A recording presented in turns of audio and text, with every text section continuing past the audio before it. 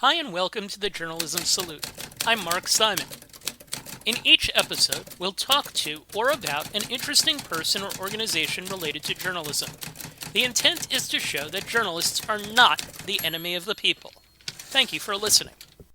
On this episode, we're joined by Lyndsay C. Green. Lyndsay is a restaurant critic for the Detroit Free Press. This past year, she was a finalist for the Pulitzer Prize for Criticism for a body of work described thusly by her employer: eye-opening, thought-provoking, mouth-watering. Lyndsay's work brings fresh perspective and uncommon courage to readers hungry for brave dining criticism. She taps into Detroit's culturally expansive and unpretentious spirit as she reviews area eateries. She's also won an award as an emerging voice from the Beard Foundation, and her work can be seen in the book celebrating the year's best food writing. When she's not reviewing the cooking of others, she's growing her own food and developing recipes. And she's had a whole other career as a beauty editor. That might be the longest intro I've done. Hi, Lyndsay. Hi, thank you for having me. So, explain out of all of that what your journalism origin story is. Sure. Well, where do I start? So, I went to Penn State. I graduated from Penn State. I studied print journalism. I actually did a double major in journalism and international studies. And so, my intention was always to get into journalism. I originally really wanted to be in magazines and women's magazines, and that's ultimately where I ended up. My first job was at Ebony magazine and started in the beauty and style department. So I really kicked off my career doing exactly what I thought I would always be doing.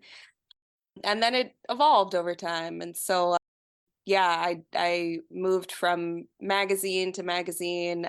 I did some freelancing where I wrote for a few or several different publications. And eventually when I moved to Detroit, found myself at a local magazine. It was called Our Detroit. I was the managing editor there, and eventually that's sort of where I kind of got my food bug and started a position as a dining and restaurant critic. Or I'm sorry, my title there was actually just dining editor.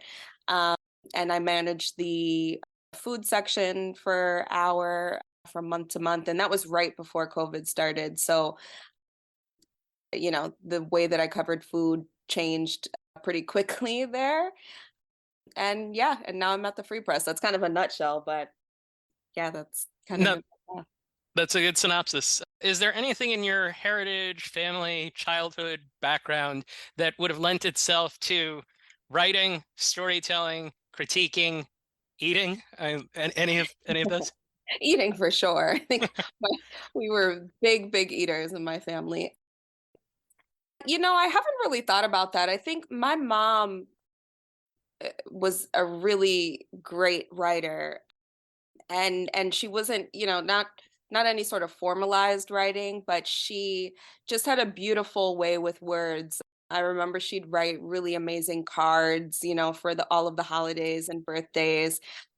She and I started a journal together. We had this plan to write a book together, and so she would write a chapter, and then I would try and pick up where she left off and write another chapter. And we didn't get very far. I think we might have gotten two or three chapters, maybe, but I just remember she had such a beautiful way with words and also just really great penmanship too. Sounds like it got passed down to you. Could younger Lindsay have ever imagined winning a Pulitzer or being a finalist? Right, right. Well, I have to say, I think she could have. I think that I have always been such a dreamer that I think as a kid, I definitely probably envisioned, Pulitzers and when I thought about going into magazines, I dreamt of being the editor in chief of a magazine, being the next Anna Wintour. So I think younger Lindsay had big dreams, and so she probably did have that in her plan. And it wasn't until she got older that she maybe started to dim that light a little bit. But yeah, I think as a kid, I might have seen it. And just to add some perspective here, you're Afro Latina, right? I am. So my mom is Puerto Rican and my dad is Black. You worked, as you mentioned, at Ebony, Glamour, and Teen Vogue for 2 years each. This kind of all leading up to what you're doing now. What was your biggest takeaway, either on a broad kind of perspective or specific to each of those, in terms of working for such prominent publications? I I was at I was at each of those for about 2 years, except Teen Vogue, I was only there for about a year. And also in my role at the Free Press, I've actually only been in that role for about a year and a half now. But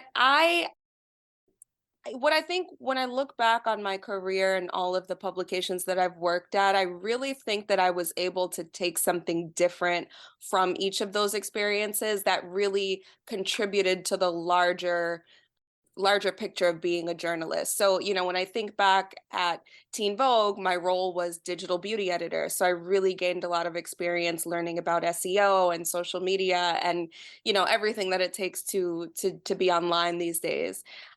And when I think about Glamour, so I was specifically at Glam Belleza Latina was the name of the magazine that I worked at, and it was produced out of Glamour magazine's beauty department. And so it was a quarterly publication. And I think with that, again, really was able to focus specifically on beauty and also for a target audience being the Latin community. But I was able to really work very closely with the beauty department and very closely with Cindy Levy, who at the time was Glamour's editor in chief. And so I learned a lot, up close and personal for, what it takes to produce a magazine. And then at Ebony, I'm going backwards here, but at Ebony, I was Elaine Walteroth's assistant. So, I don't know if you're familiar with Elaine, but she's sort of a celebrity these days. She's a, New York Times bestselling author. She is a host on Project Runway. She's become this big media personality. She also was the editor in chief at Teen Vogue. And so being so close to, I was her assistant, so we worked together in a really small office, really shared an office, and it was almost like working with family. So I think being able to learn from someone who is just such a hard worker and who just inherently has really amazing journalism skills, I think I take that with me, and I will take it with me, I think, for the rest of my career. Sounds like you had great mentors. Yeah, for sure. What's Beauty Atlas? So, Beauty Atlas was my magazine. It is a digital beauty magazine. My goal, even when I was in college, and which is sort of why I double majored in journalism and international studies, was that I wanted to eventually be the beauty director of a travel magazine or an international magazine and really focus on beauty and fashion and sort of women's lifestyle subjects from a cultural or an international perspective. And that position just didn't exist. And I don't even think it exists to this day. So my goal with Beauty Atlas was to create that position. And so I wanted to travel to other countries and really explore their beauty scenes, talk to women of different cultures and try and understand their beauty ideals. And so I did that with Beauty Atlas. I published 3 issues. My first issue was Bali, the second one was Cuba or Havana, and the third issue was Chicago, which is where I was living at the time and just wanted to explore my own, neighborhood. Um, and I really just did a deep dive into, like I said, beauty rituals. I was able to tour, spas and salons and nail salons and just get a really intimate understanding of women and their sort of, like I said, beauty ideals. I love the idea of essentially speak the position into existence, Yeah, which yeah. that's been a good theme on these episodes recently. So I presume that's a point of advice that I would presume people can take from this. Definitely. And I also just think that we can, you can create whatever it is you want to create, especially in such a digital age. Like I said, Beauty Atlas was a digital publication. Eventually it went on to win an award in London at the Digital Magazine Awards. It was what was the title? It was Launch of the Year, I believe it was. And so, I think we can get creative. You can really, I think I grew up in a time where they said, you have to choose beauty or fashion. You have to choose, once you're on the beauty path, you can't turn out of that. And I think we're in an era of second lives, right? And pivots, and you can make whatever you want. So I think I'm really an advocate for just saying, follow your interests and your talents, and see where it lands. That's great. So on the About page on your personal website, there's a picture of you making a salad, and I would describe the expression on your face as that of joy. You wrote, "Food has always been my comfort and an art form that I draw great inspiration from. It's the passageway into every culture, the bridge to every locale." What was the bridge for you from beauty writing to food writing? Oh, that's interesting.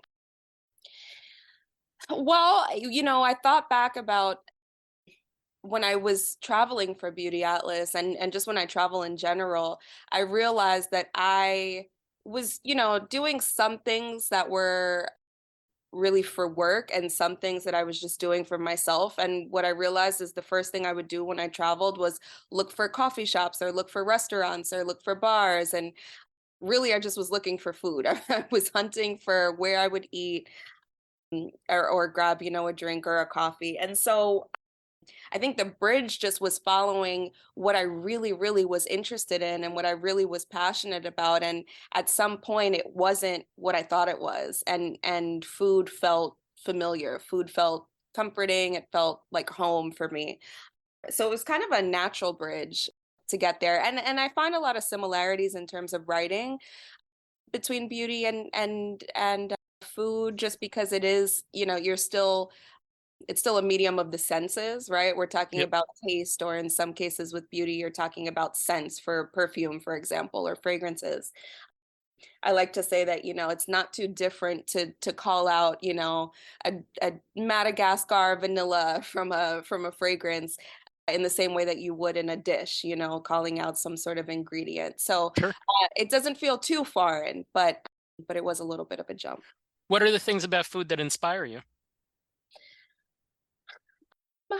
Really, anything, everything inspires me. I mean, I think there are things, and I've become more attuned to it now that I'm in this role, but I think there are things that happen every day that I think that could be a food story. And it doesn't necessarily pertain to food immediately.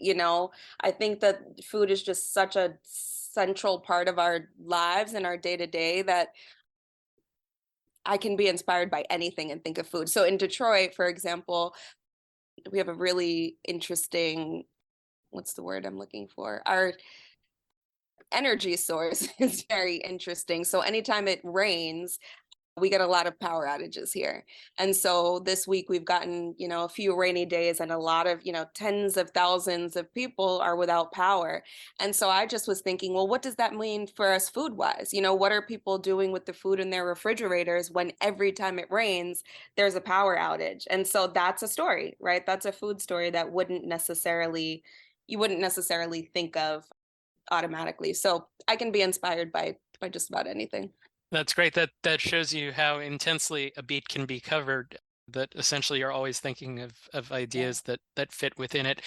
You wrote in your first article for the Free Press, or I think maybe this was one of your first. Once you sink your teeth into Detroit, your palate will be forever changed. What are Detroit's food strengths? Well, I think when I said that, I meant more of, I guess I was being a little hyperbolic, but I just think that Detroit as its own, it will change you. And I think it changes me every day. I think being here in Detroit, I have become a person who is a little bit more aware of humanity in ways that, growing up in New York, I didn't have to think about. I think if you pointed to Detroit on a map or Michigan on a map, I'd be like, what's that? Where, when you grow up in New York, you don't have to know anything outside of New York. But I think being here, it's changed me just in that there's such good people and people who are really aware of being kind to others, and compassionate toward others. And so I think that's what I was thinking about when I wrote that. But Detroit's food scene, I've been here now for almost 6 years. It really has changed dramatically. It's grown, it's evolved. It's a really beautiful scene. And I have to say, between being from New York and eating out in New York a lot, living in Chicago, which is another huge food city, traveling around the world for most of my life, I really believe that Detroit's food scene can compete with some of the best food cities in the country. So one of the primary pieces in the package of stories that you sent for Pulitzer consideration was a year in review Mhm. of your first year as a food critic for the Free Press, and it became more of a piece about how America overlooks Black women in upscale dining circles. Can you explain what you experienced and just summarize the piece? And then I had a couple of questions related to it. Sure. Yeah. Well, it's interesting because it's not limited to my experience as a restaurant critic. I think I have experienced this sense of not being remembered, not being recognized my entire career. But I think it was most relevant being a restaurant critic because everyone has that perception of the critic that goes into a restaurant anonymous, and there are so many stories that people laugh about when they hear that restaurant critics have had to go in disguise and get dressed up and change their names and use different credit cards just for the sake of trying to stay under the radar and have a true either to have a true dining experience or so that they don't get thrown out of a restaurant. um but for me, what I noticed, and it was interesting, I went to dinner with the former restaurant critic for the Free Press, who's a good friend of mine now, and we went out to eat, and a diner came up to him and introduced herself and said how grateful she was for him and his work and his words in the paper. And then the restaurant owners came over and they talked to him and they sent over some compliments of the chefs. And I just thought, man, well, this is a I hate to say it bluntly, but like this is a pretty he's a white man. He's a 30 something year old white man who probably looks like more people in this room than I do. I'm going to really have to hide myself when I go out to eat. Like, if I'm in this role, they're really going to know exactly who I am. I won't be able to hide.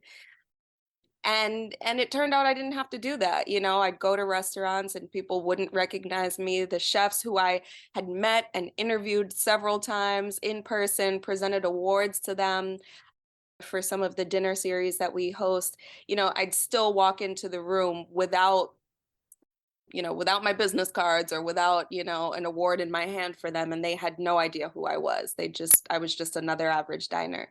And so I just kind of, yeah, I just kind of shared that observation and questioned, is it me? Is it the fact that I wear my hair curly sometimes and sometimes it's straight, or sometimes I wear it out and sometimes it's in a bun? Is it that I wear my glasses sometimes and sometimes I don't?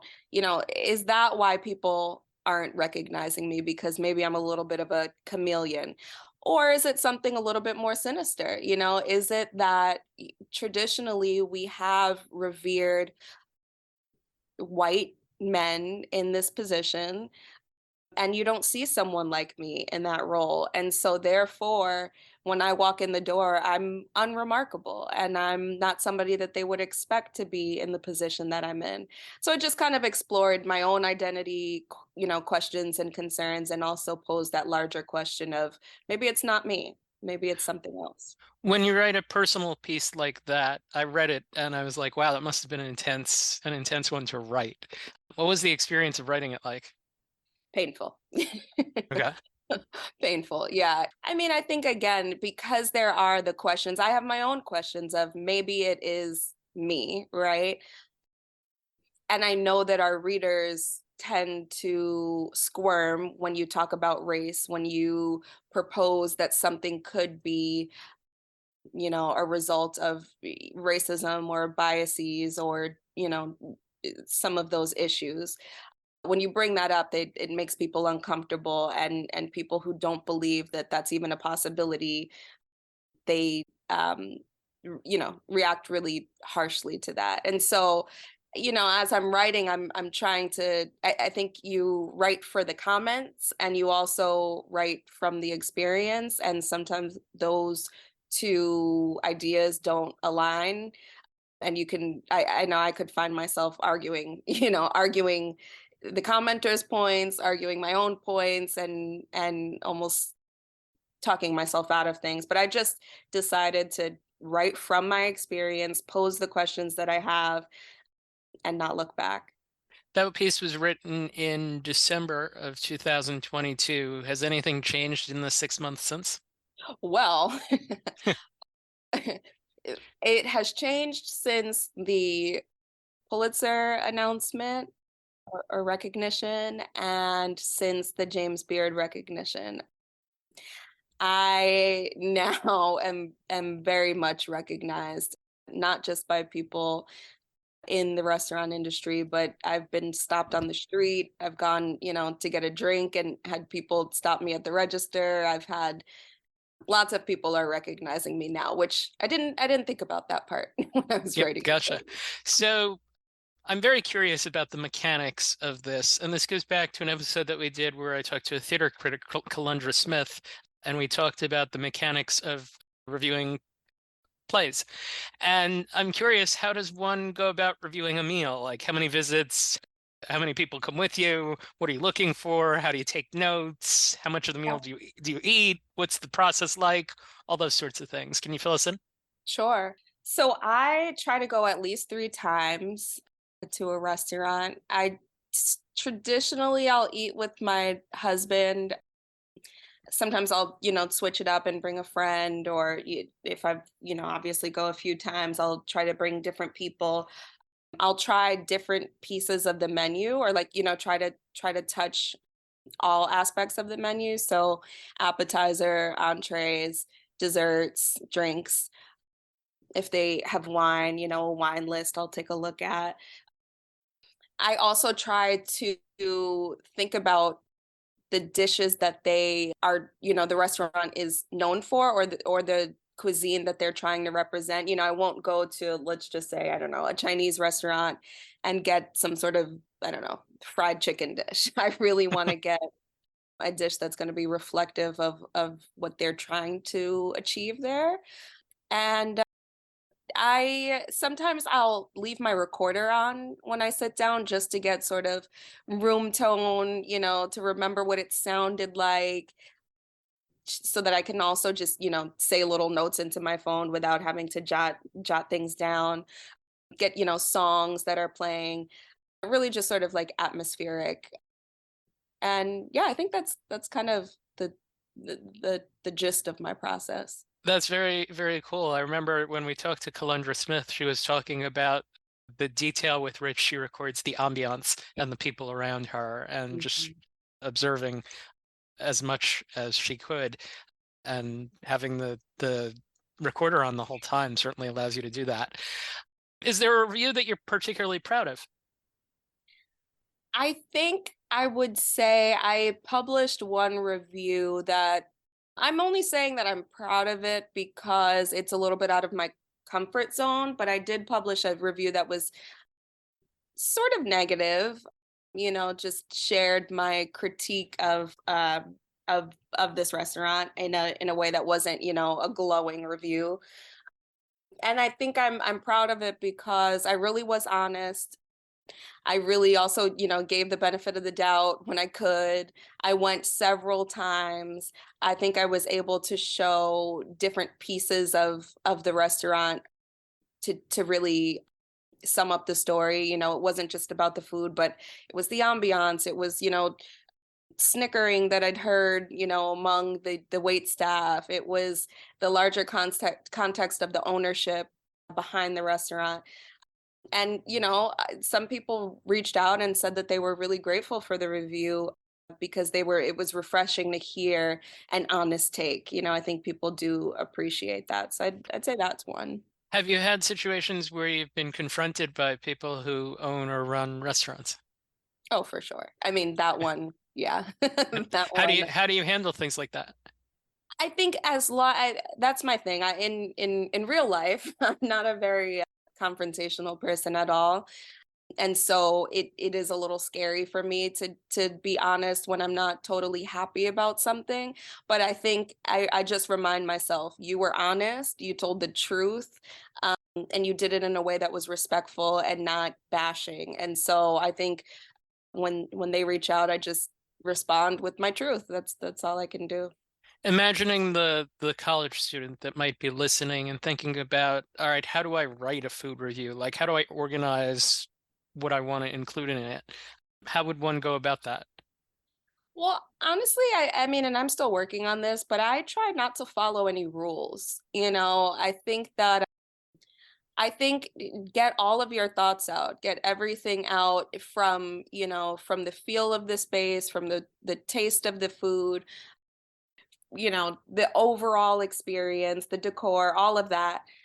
Get it all out there. And if there's a story that there is to tell about your experience there, if it's one instance that, really stands out where you have a story that you can tell about being there, tell that story. I think don't try to approach it with a formula. Just really try to speak from your experience and see where it takes you. And then you find that when you do that, you can always go back and edit it, right? You can rearrange and you can add little details that you might have missed. But once you get it all out there, that's really the place to start. Now, you don't just do reviews of restaurants, but you write a lot of other types of pieces too. People features. You wrote a piece about tipping. You wrote about robot servers and that potentially being the future, for good or for bad. You wrote about how these great restaurants in Detroit lack diversity among their patrons. You wrote about restaurant workers who thrive in other jobs. How do you kind of already mentioned this, but how do you like plan out your coverage? I think again, it really just is following what I'm seeing and what I'm experiencing. I think one thing I do try to keep in mind, and I actually think that this is part of, I believe, and I don't know if that's true, but I believe that it's part of the reason that I've been recognized by, Pulitzer and James Beard. But I do think nationally, right? I try to see how Detroit fits within the larger context of the food industry across the country. And so, we talk about a lot of things before it gets to Detroit. And so once it's here, I'm excited to be able to share how we fit into that larger narrative. So things like robot servers, we saw that in New York and LA and in bigger cities. And so when I'm always keeping an eye out for when it gets here. And I think, but then at the same time, being a local journalist, really trying to also capture what's true to Detroit specifically. And so whenever I can highlight, a small restaurant that really represents the culture here, I think that it's important to do that as well. I will say that from a personal perspective, it's the pieces that I've seen on tipping and things that are essentially related to food staff wages are important, and it's good to always see them. I can tell you that it's changed how I approach tipping. So one thing I noticed is that you have a food newsletter as well. Can you tell us about that?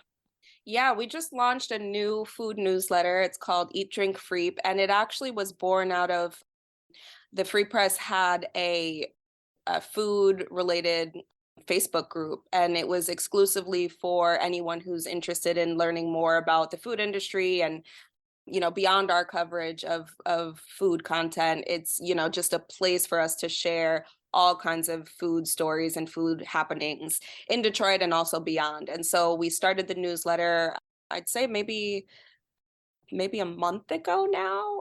I can't even keep track, but it's another opportunity, just another touch point into our food content, and also an opportunity to offer some exclusives. So, if I'm, for example, on Monday, I went to a restaurant that had been closed for a bit for renovations, and I was able to give a little bit of a sneak peek to our readership in that newsletter on, what it's like in the new dining space, the new private dining room, and some new menu items. So that was the intention with that. Cool. Essentially bonus coverage. Right. What skills does one need to become a food critic?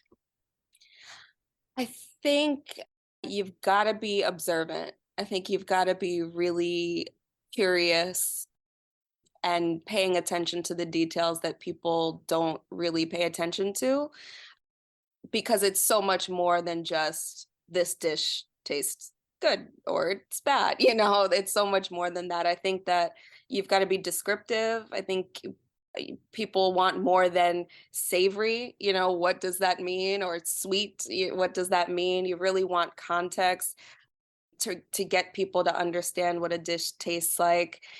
Yeah, I think those are the probably the three biggest: observant, descriptive, and what was the third thing I said? I Curious. think it was observant and descriptive, actually. Curious is Yeah. my third one. Oh, gotcha. Yeah. So, all right. So that's and again, those are very journalistic principles, certainly. How do you view your role as a journalist in today's world? I see myself as someone who needs to, or who sees a value in reflecting the times, right? I think that there's a lot going on in the world. There's a lot that we're talking about. There's a lot that's really important to talk about. And I think to think that you can't talk about those things in a food context is misguided. I think that there's a way to cover things like diversity and equity and, I don't know, social issues. I think there really is a way to talk about that through the context of food. And I think you mentioned it earlier, but food is it's such a it is a bridge into all the other cultures, right? Not just through the ingredients where you can say, oh, this is grown, in this part of the world, or this is cultivated in this part of the country, but also it's a way that you can relate to people from different backgrounds and their traditions. It's kind of like what I was, wanting to do with beauty. I get to do that through the lens of food now. So that's what I see. I see myself as someone who, yeah, maybe food is my beat, but the larger context is often beyond food. That totally makes sense. I know that you grow your own food too. Could you tell us about that? Yeah, that's something that I've recently become passionate about, and it's a little bit of me being sort of obsessive compulsive. But I wanted to, when I started writing about food, I really wanted to immerse myself into the food scene. And so one of the ways to do that was really to start at the start of the food system, right? So starting from growing food. And I just love it. I love being out in my garden. I love learning about new plants. I love getting to, see what food is like before it's manipulated, in its natural raw state. Like, how delicious is that? I mean, you've never tasted a tomato until you've had it out of, your own garden. So yeah, it's just something that I've become really, really passionate about and plan to do more with it in the future. Is that a good way to work to manage your mental health, to work on that and kind of get away from the intensity of the reviewing process? Definitely. You can get lost in the garden, and in the best way. It's a great place to sometimes, throw my podcast on or music on and get lost, and next thing I know it's dark outside. Or sometimes just to not have anything going and be able to really just have my hands in the soil. My personal belief for me is just that growing food is a spiritual thing. And I think that it's helped me to be healthy in a lot of different ways, physically, mentally, emotionally, spiritually, all of the things. It's a workout. It's physically, it really is like, if I don't go to the gym, I'm like, well, at least I got into the garden and I know that I'll be sore tomorrow. There's just so many benefits. I presume that you would recommend being a food critic to others who were interested in doing so. Is there a void in the industry that one of my colleagues that used to join me on this podcast, she would always ask this question: is there a void in the criticism industry that a young person could fill?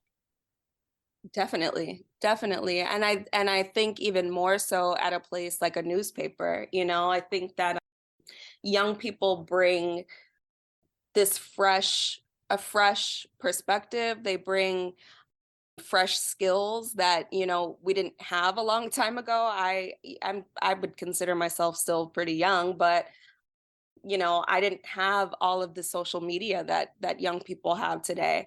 And it's such a resource that journalists utilize and need in their day-to-day work in this new environment. So I think, yeah, I think that young people bring a lot. There's a lot that they could bring to the table as, writers in general, but particularly in food criticism for sure. You've offered several pieces of advice throughout this interview regarding the skills that are needed to become a food critic, how you would approach it going into a restaurant. Is there any other advice that you would have for someone that wanted to pursue this or pursue any of the fields that you've been interested in? And I don't have big advice. I think just do it. Do it, just do it. Don't question it. See where it takes you. If you love it, awesome. Continue to pursue it. If you don't, change course and don't be afraid of that. I think wherever it sounds cheesy and cliche, but wherever your heart is taking you, wherever your passion is taking you, wherever your talents are taking you, I think just follow that and don't question it and don't be deterred by people who might try to stop you from it, and just see where you land. And speak what you're looking to do into existence, Totally. certainly. So the show is called The Journalism Salute. We salute you for your good work and ask that you do likewise. Is there a journalist or journalism organization, preferably one that you're not affiliated with, that you would like to salute for their good work? Yeah, the first person who comes to mind, and I'm sure there are many, but the one is Alicia Kennedy. She is based in San Juan, Puerto Rico, and I admire her so much because I think her perspective is very clear. She had been writing about veganism for a long time. She talks a lot about political issues, and she does it in a really smart way, but she's a great example of what I've been talking about, which is just doing it. I think her career has taken her to places that I never really thought of. As I started on this food writing path, she teaches a course at a university. I'm drawing a blank right now. I think it might be Boston University, but she teaches a course there. She's writing a book. Is she has her own Substack, which is something we didn't talk about, but again, in the same vein of just doing it, just writing. It used to be start a blog, just do it. Substacks are really the future, and she's done a really great job of building an audience there for herself without necessarily having to rely on a big publication. And I admire that so much because her voice is clear, her vision is clear, and it's taken her to some really huge spaces. So that's the first one that comes to mind. Sounds like we would say the same about you. Lyndsay C. Green, thank you for taking the time to join us. Best of luck in your work. We'll certainly be following it closely. Thank you so much. I appreciate it. Thank you for listening to the Journalism Salute. Please let us know what you think of the show. You can find us on Twitter @JournalismPod, and you can email us at journalismsalute@gmail.com.